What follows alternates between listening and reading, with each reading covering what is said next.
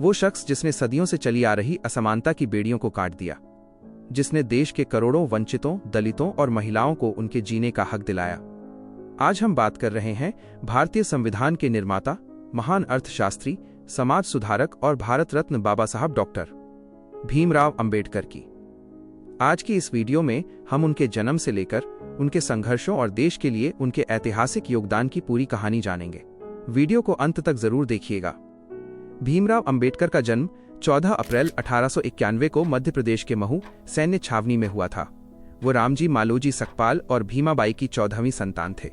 उनका परिवार महार जाति से ताल्लुक रखता था, जिसे उस समय समाज में अछूत माना जाता था।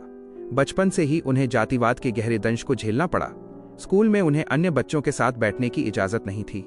उन्हें क्लास के बाहर बोरे पर बैठना पड़ता था और प्यास लगने पर स्कूल का चपरासी ऊपर से उनके हाथों पर पानी डालता था। जिस दिन चपरासी नहीं आता उस दिन उन्हें प्यासा ही रहना पड़ता था। लेकिन इन कठिनाइयों के बावजूद उनके भीतर सीखने की ललक कम नहीं हुई। साल 1907 में भीमराव ने मैट्रिक की परीक्षा पास की, जो उस समय उनके समुदाय के लिए एक बहुत बड़ी बात थी। बड़ौदा के महाराज सयाजीराव गायकवाड़ तृतीय की मदद से उन्हें स्कॉलरशिप मिली, जिसके बाद उन्होंने मुंबई के एल्फिंस्टन कॉलेज से ग्रेजुएशन किया। इसके बाद वे उच्च शिक्षा के लिए अमेरिका की कोलंबिया यूनिवर्सिटी गए और फिर लंदन स्कूल ऑफ इकोनॉमिक्स से डीएससी और बार 8 लॉ की डिग्री हासिल की। डॉक्टर अंबेडकर अपने समय के सबसे शिक्षित भारतीयों में से एक थे, जिनके पास अर्थशास्त्र, कानून और राजनीति विज्ञान में महारत थी। भारत लौटने के बाद बाबा साहब ने देखा कि इतनी डिग्रियां होने के बाद भी समाज में उनके साथ भेदभाव खत्म नहीं हुआ।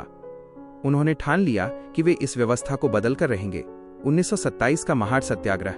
उन्होंने अछूतों को सार्वजनिक तालाब से पानी पीने का हक दिलाने के लिए पानी का सत्याग्रह किया। कालाराम मंदिर आंदोलन 1930। दलितों को मंदिर में प्रवेश का अधिकार दिलाने के लिए उन्होंने नासिक में ऐतिहासिक आंदोलन चलाया। मूकनायक और बहिष्कृत भारत। उन्होंने दबे कुचले लोगों की आवाज उठाने के लिए समाचार पत्र शुरू किए।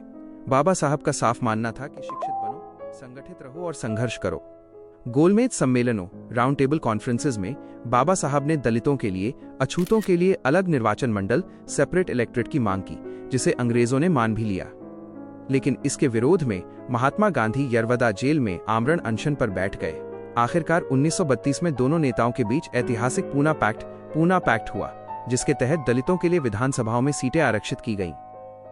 15 अगस्त 1947 को जब भारत आजाद हुआ तो डॉक्टर अंबेडकर को देश का पहला कानून मंत्री बनाया गया।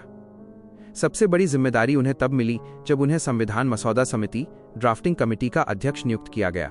उन्होंने दुनिया के सबसे बड़े लोकतंत्र के लिए एक ऐसा संविधान तैयार किया जिसमें जाति, धर्म और लिंग के भेदभाव के बिना हर नागरिक को समानता का अधिकार दिया गया। उन्होंने महिलाओं के अधिकारों के लिए हिंदू कोड बिल भी पेश किया। बाबा साहब ने कहा था, मैं हिंदू के रूप में पैदा जरूर हुआ था, लेकिन हिंदू के रूप में मरूंगा नहीं। जाति प्रथा से तंग आकर और समानता की तलाश में 14 अक्टूबर 1956 को नागपुर में उन्होंने अपने लाखों अनुयायियों के साथ बौद्ध धर्म अपना लिया। इसके कुछ ही समय बाद 6 दिसंबर 1956 को दिल्ली में उनका महापरिनिर्वाण निधन हो गया। साल 1990 में उन्हें मरणोपरांत भारत के सर्वोच्च नागरिक सम्मान भारत रत्न से नवाजा गया। बाबा साहब डॉक्टर भीमराव अंबेडकर का जीवन हमें सिखाता है कि परिस्थितियां चाहे कितनी भी विपरीत क्यों न हो, शिक्षा और संकल्प के बल पर दुनिया को बदला जा सकता है। आज हमारा देश जिस संविधान की छत्रछाया में आगे बढ़ रहा है, वो बाबा साहब की ही देन है। आपको बाबा साहब के जीवन की कौन सी बात सबसे ज्यादा प्रेरित करती है, हमें कमेंट सेक्शन में जरूर बताएं।